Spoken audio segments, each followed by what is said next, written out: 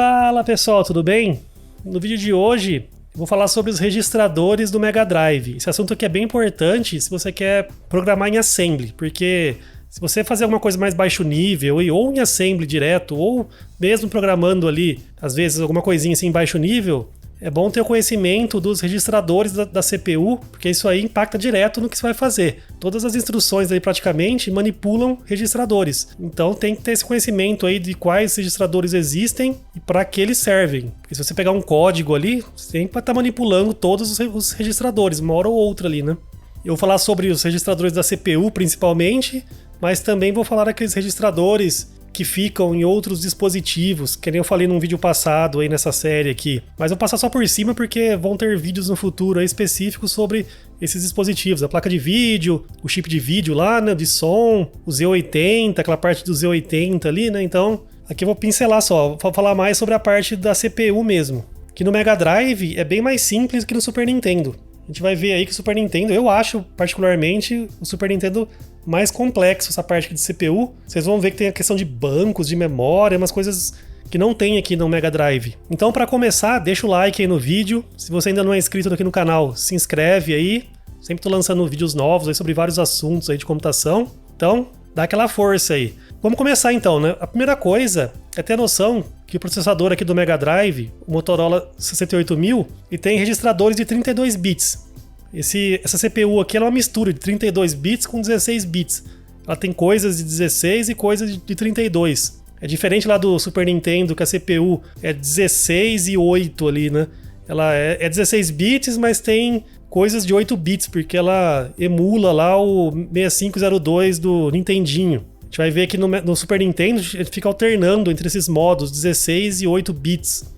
Aqui no Mega Drive não. Aqui a coisa tá mais pro 32. Então os registradores são 32 bits. Não que isso seja um demérito pro Super Nintendo, né? É só dar uma olhada aí nos jogos do Super Nintendo que vocês vão ver que isso aí não influencia em nada, né? Mas para programar aqui tem que ter essa noção, né? No Mega Drive aqui é mais 32 bits. Então todos os registradores são 32 bits. E o legal dele é que as instruções permitem você manipular tanto 32 bits como 16 como 8 bits. Vou falar isso aqui na sequência. Então aqui, ó, os registradores, eu fiz essa figura aqui, que dá uma visão geral aí sobre como que funciona aqui a CPU do Mega Drive. Pro Assembly, a gente está interessado nisso daqui, que são os registradores.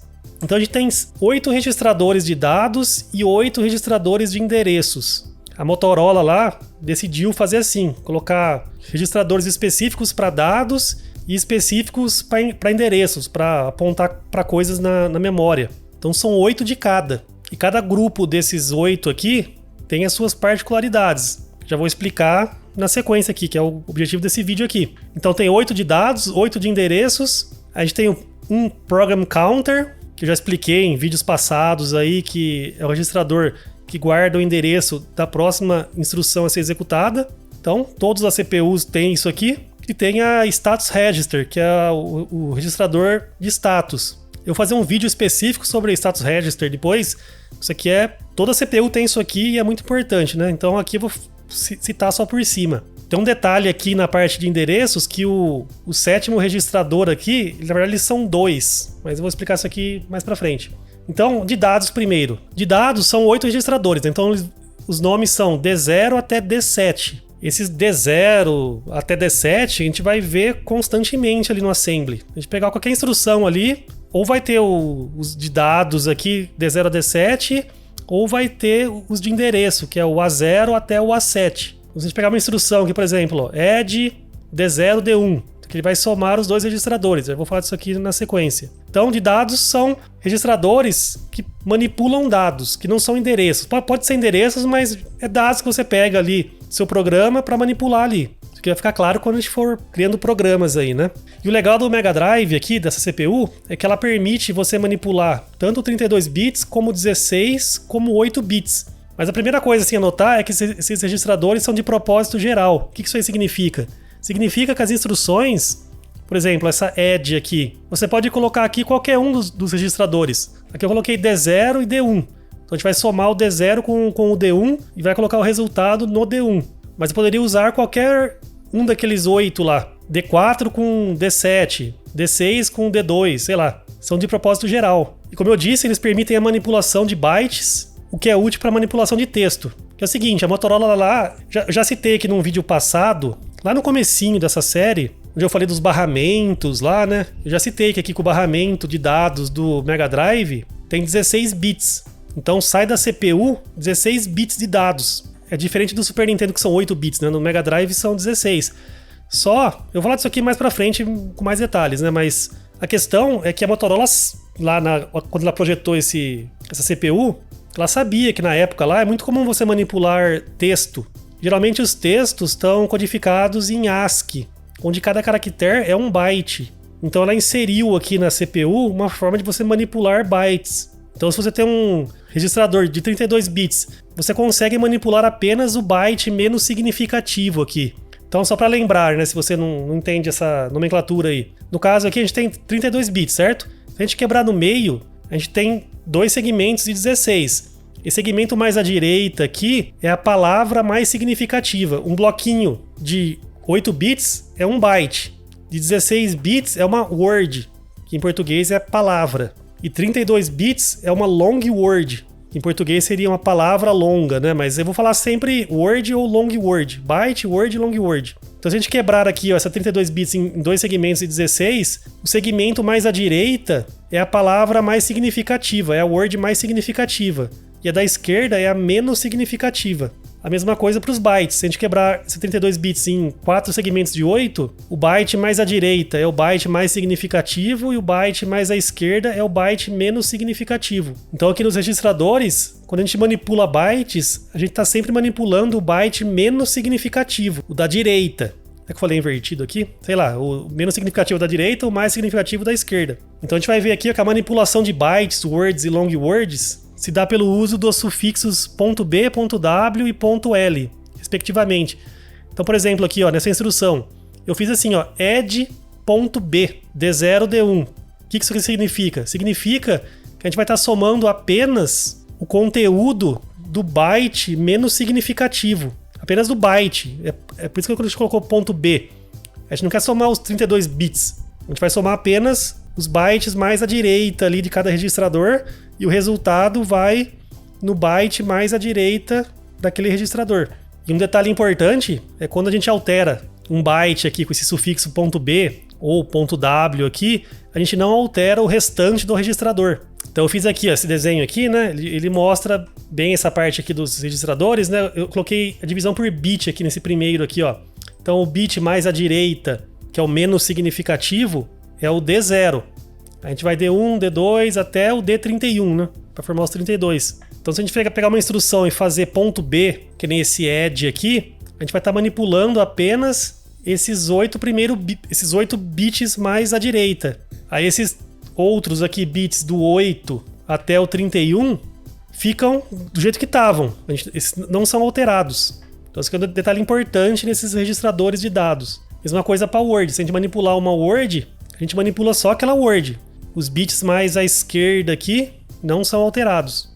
Então, recapitulando, de dados são de propósito geral. A gente consegue manipular os 32 bits ou uma word ou um byte usando os sufixos .b, .w e .l. Quase todas as instruções permitem essa sintaxe. A gente vai ver que a gente entrar no assembly de fato. E lembrando que quando a gente manipula word ou byte, são sempre os menos significativos, da direita. Que nem essa foto aqui, que nem essa figura aqui. Beleza? Então é simples, tem que guardar isso. São 8 para você usar à vontade. Você pode alterar long word, word ou byte. E se você alterar byte ou word, você não altera o restante dos bits ali que você não mexeu. Só isso. Beleza. E os endereços agora? O que muda em relação aos de dados? Muda o seguinte, aqui a gente vai guardar endereços, ponteiros para memória. Tem um dado lá, alguma coisa, um texto. Está em algum lugar da memória ali. Então, a gente pode colocar o endereço desse texto em algum desses registradores. E aqui a diferença para o de dados é que ele não permite a manipulação de bytes, apenas word e long word. Então aqui a gente vai estar mexendo com o registrador inteiro, mas a gente pode também mexer na word, se a gente quiser. Byte não, só word e long word. Mas mesmo assim, se a gente alterar apenas a word, se a gente fizer uma instrução aqui, ó, que nem essa daqui de cima, move A, o A aqui é porque é de address, que é de endereços, né? Então O move normal, geralmente a gente vai estar mexendo com os registradores de dados. O move A tem a ver com os de endereço. Aí eu fiz aqui um ponto W, tá vendo? Ó? Aí eu joguei aqui um valor 1000 para esse registrador A4. Só que eu copiei apenas 16 bits para ele, tá vendo? 1000. Só que mesmo copiando 16 bits, uma word apenas, a gente sempre vai alterar o registrador inteiro, os 32 bits. E sempre vai ocorrer extensão de sinal. Eu vou fazer um vídeo mais pra frente específico sobre expansão de sinal, porque isso aqui é um negocinho um pouquinho chato para quem não tá acostumado. Mas, só para dar uma pincelada aí, o que é expansão de sinal? É o seguinte, ó. Antes de falar disso, eu vou falar esse outro texto aqui, ó. Os valores são tratados como números com sinal em complemento de 2. Complemento de 2 sempre aparece em computação. Você programa aí, você tem que saber isso aqui, porque os números que você manipula, que ficam nas variáveis, se for um número negativo, vai estar em complemento de 2. Eu fiz um vídeo aqui no canal, eu tenho uma playlist aqui, né, chama Fundamentos da Computação. Tem alguns vídeos aqui, ó, tem de binários, hexadecimais, tem umas manipulações aqui, XOR, isso aqui é importante, saber essa operação XOR. E aqui, ó, tem um vídeo sobre complemento de 2. Vou deixar aqui no comentário fixado ou no card aqui em cima. Nesse vídeo aqui eu explico por que em computação as CPUs, quase todas, 99% usam complemento de 2 para representar números negativos. Tem umas coisinhas boas aqui nessa playlist aqui, hein? Tá, então aqui nesses registradores, todos os números aqui são complemento de 2. Se for um número negativo, vai estar em complemento de 2. Por quê? Supondo que você já sabe o que é um complemento de 2, é muito comum, na hora que a gente for programar assim, assembly, ter um endereço e ter posições relativas a esse endereço. Então, eu estou numa certa posição. Eu quero apontar para um lugar que está 20 casas para trás. Aí esse 20 seria o menos 20. Então, se a gente somar o endereço com esse menos 20, que vai estar em complemento de 2, a gente vai chegar no endereço final ali que a gente quer. Então é muito comum isso daí. A gente colocar endereços relativos aqui. Por isso que os engenheiros lá que fizeram essa CPU colocaram esses registradores para funcionar com complemento de 2. Que aí funciona, casa certinho, né? E como é complemento de 2, se a gente manipular apenas uma word, tem que ter expansão de sinal para funcionar. Então, só pincelando o que é expansão de sinal, se a gente fizer essa instrução aqui, ó, move a.w, ou seja, está manipulando apenas uma word ali. Vai jogar esse valor aqui, ó. Isso aqui é um imediato, vou explicar isso aí mais para frente. 1000 por A4. Qual que é o bit de sinal desse número aqui, 1000? Lembra, o bit de sinal é o bit mais à esquerda, o bit mais significativo. No caso aqui é 0, né? Porque esse número aqui, que é um hex aqui em binário, é 0001, o resto tudo 0, né? Então o bit de sinal é 0. Então ele vai copiar aqui pro A4 esse número aqui, ó, que tá aqui na direita, 0000100. Então ele não copia apenas 1000, ele copia 1000, mas no byte na word mais significativa, fica tudo 0, porque tem expansão de sinal. No caso, o sinal é 0. Já nessa instrução de baixo aqui, ó, move a.w 8000. Agora o bit de sinal, que é o bit mais significativo, é 1, né? Como é 1, ocorre a expansão de sinal. A expansão de sinal a gente copia esse bit de sinal da word ali para todos os bits da word mais significativa. Então fica FFFF 8000. 8000 fica com um monte de FFs aqui na frente, porque ocorreu a expansão de sinal. Se isso aqui parece grego para você, não se preocupe que isso aqui vai ficar claro mais para frente aí. Eu vou explicando isso aí passo a passo ao longo do tempo aí. Então isso aqui muda muito, né, em relação aos de dados. De dados, a gente manipular apenas um byte, a gente não altera o restante, os outros 24 bits. Mas aqui não, se a gente mexer numa word, altera tudo. Tá, outro detalhe é que o A7, ele não é de propósito geral. No caso aqui, do A0 até o A6, são de propósito geral, que nem os de dados, os 8 de dados. Aqui não, aqui o A7, ele é o stack pointer. Você pode usar ele para fazer o que você quiser, só que você não vai querer fazer isso, porque tem várias instruções de jump, assim, de pulo, que vão alterar o valor desse A7. Então você sempre quer que ele fique como stack pointer, porque ele é o stack pointer, né? Eu vou explicar essa questão de pilha, stack é pilha, né? Isso aí é fundamental, assim, para programar. Se você quiser fazer uma coisinha um pouco mais baixo nível, você tem que entender essa questão de heap, pilha, essas coisas aí, porque é o fundamento ali de como as coisas funcionam na memória, ali, como as coisas são executadas. Vou explicar essa questão de pilha mais pra frente. E no caso aqui, ó, no 68000, o A7 são 2 registradores. Por que 2? Porque essa CPU aqui, ela tem um suporte meio básico assim a sistemas operacionais. Então ela tem um modo que chama o modo supervisor. Tem o modo usuário e esse modo supervisor, que seria o modo que o sistema operacional rodaria. Aí se tiver no modo usuário, o A7 fica apontando para um registrador. Se você mudar para o supervisor, o A7 já muda para outro registrador, que é o stack pointer do modo supervisor. Então cada modo tem o seu stack pointer. Só que no caso do Mega Drive aí, a gente não vai ficar mudando de um modo para outro, né? Sempre vai ficar no modo supervisor, porque não vai ter sistema operacional, né? O jogo é uma coisa só ali, né? Então não tem que ter essa divisão aí. Mas é importante saber isso aí. Se você alterar um bit aqui do status register aqui que você não... sem querer, você vai mudar o modo e vai ferrar tudo, né? Então tem que ter um cuidado aqui. Mas vou falar essa questão aí do status register no finalzinho aqui, já tô chegando lá.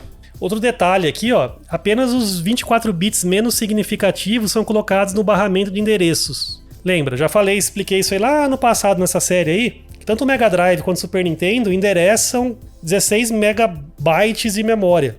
O barramento de endereços tem 24 bits. Já expliquei isso aí lá atrás. Sempre tem que bater nessa tecla aqui, porque isso aqui é muito importante, né? No Mega Drive, o barramento de endereços é 24 bits e o de dados 16 bits. No Super Nintendo, o de endereços é 24 bits e o de dados é 8 bits.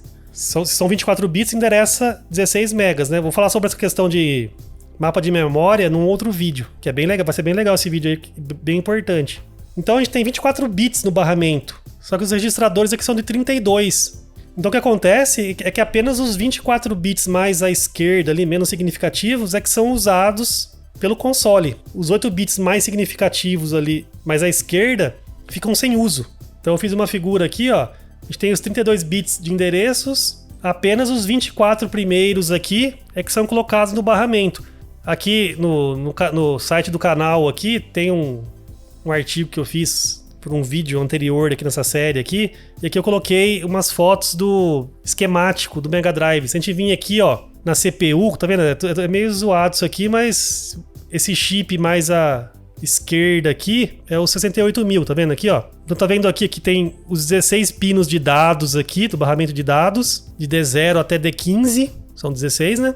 Então só para explicar essa questão dos dados aí, são 32 bits os registradores de dados, mas se a gente fizer uma leitura de 32 bits, a CPU faz duas de 16 em sequência, automaticamente. Se a gente fizer uma instrução assim, move.l, que é long word, que é 32 bits, no barramento vai 2 comandos para buscar 2 pacotinhos de 16. Então é transparente pra gente. Mas por baixo dos panos, como o barramento é apenas 16 de dados, né? Ocorrem 2 transferências. Mas já os endereços são 24, tá vendo? Ó, vai do A1 até o A23. Opa, tá faltando um aqui, né? Que aqui, ó, começa no D0 e vai até o D15. São 16. Aqui teria que ser do A0 até o A23. Mas só tem do A1 até o A23. Cadê o A0?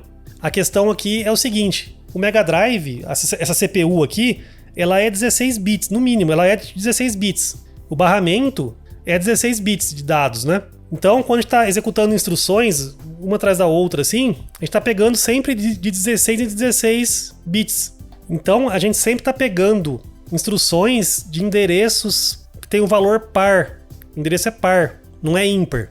Que as instruções a gente sempre pega de 16 em 16 bits. Só que eu citei que os de dados permitem você manipular byte, né? Porque como eu citei, é comum a gente manipular texto, por exemplo, que manipula byte. Só que as instruções são 16 bits. Então o que a Motorola fez? O barramento de endereços começa no A1. Então são apenas 23, né? Que vai do A1 até o A23. Porque o mais comum é sempre a gente pegar de 16 em 16. As instruções a gente vai estar pegando de 16 em 16. A gente nunca vai pegar uma instrução no endereço ímpar. Sempre vai ser no endereço par. Só que, como a gente consegue manipular bytes, existem dois pinos aqui embaixo, ó, que são esse UDS e esse LDS. E esses pinos aqui fazem o papel do A0. Isso aqui tá um pouco complexo, fugindo um pouco do assunto, mas eu vou explicar isso aqui mais pra frente. Na hora que a gente fizer a parte de save state dos jogos, porque a gente vai ver que os cartuchos que tem save no Mega Drive, a memória de save lê sempre de byte em byte, ela lê byte. As ROMs não, as ROMs do Mega Drive, aquele chip de dados onde fica o jogo, eles retornam sempre 16 bits. Mas os de save retornam 8, é que nem o do Super Nintendo, que é sempre 8. Já o do Mega Drive, a ROM é 16, só que a de save é 8. Então esses pinos aqui são usados para acessar a memória de save nos cartuchos. Então tem esse detalhe aqui, só curiosidade por enquanto, né? Mas só para saber que isso aqui existe. Então eu fiz essa figura aqui, ó. A gente tem os 32 bits de endereços, do A24 até o A31, descarta, porque não vai no barramento. O barramento é 24 só. Desses 24 aqui, apenas o A1 até o A23, que realmente vai no barramento ali de endereços. E o A0 fica, a lógica dele fica no UDS e no LDS. Isso aqui é um detalhe do Mega Drive, o Super Nintendo não tem nada disso. Então voltando aqui, ó, para terminar aqui essa parte de endereços, nas ROMs os endereços absolutos têm 32 bits, 4 bytes. Mesmo com o byte mais significativo não tendo uso real no barramento. Geralmente o byte mais significativo é 00 ou FF. Traduzindo, né? Eu citei aqui que os endereços são 32 bits, né? Mas no barramento vai apenas 24. Esse byte mais significativo é descartado. Só que se você pegar um jogo assim, na hora que você fizer o assembly lá e transformar o seu assembly, seu código ali, um código de máquina, se você abrir num editor Hexa, você vai ver que o seu endereço tem 4 bytes. Mesmo sendo 24 bits apenas, que vão pro barramento, nos jogos lá, internamente, são representados por 32 bits. Então, se você colocar o endereço numa ROM, vai ter 32 bits. E geralmente esse byte mais significativo ou é 00 ou é FF, né? Que nem faz sentido ser um outro número porque não é usado esse byte mais significativo aqui, né? Beleza. Para finalizar aqui, ó, tem o Program Counter, que é a mesma coisa desses de endereços. Ele tem 32 bits, só que como o Mega Drive, a CPU aqui, ela endereça só 24 bits, ou seja, 16 megas, o byte mais significativo aqui, o bit 24 até o 31, não tem uso também. O que importa são os 24 primeiros aqui, do 0 ao 23. Isso aqui vai ficar mais claro conforme a gente for programando aí. Eu vou citando essas coisas com mais detalhes. E por fim, é Status Register, que é o registrador que guarda os bits ali com estados da CPU. Isso aqui é muito importante. Quase todas as instruções alteram alguns desses bits aqui. Eu vou fazer um vídeo específico sobre esse registrador mais pra frente, mas no caso aqui dessa CPU, são 2 bytes. Um byte aqui é mais focado no modo Supervisor, que tem um bit de trace, tem um bit que é o do Supervisor para alternar entre modo usuário e modo Supervisor. Tem uns bits de interrupção aqui, que é uma coisa mais avançada que a gente vai ver. E os bits aqui, que as instruções aritméticas aí, na maior parte, alteram, né? Então é isso. Aí fora, isso aqui, tudo que eu falei agora aqui são os registradores da CPU. Aí os registradores externos, que ficam lá em outros chips, o chip de vídeo, o chip de som, por exemplo, eles são mapeados em memória. Vou explicar isso aí mais pra frente. Mas no caso do Mega Drive, a maioria deles fica no range A1XXXX. Tem um site aqui que eu peguei na internet aqui que fala sobre o Mega Drive, que tem um mapa de memória aqui. Dá pra ver aqui, ó, do A0, o A0, 0000 até o A1 4003 aqui, tem alguns usos. A parte de controle, os joysticks, a gente lê a partir desses registradores aqui, tem a parte do Z80, umas coisas aqui.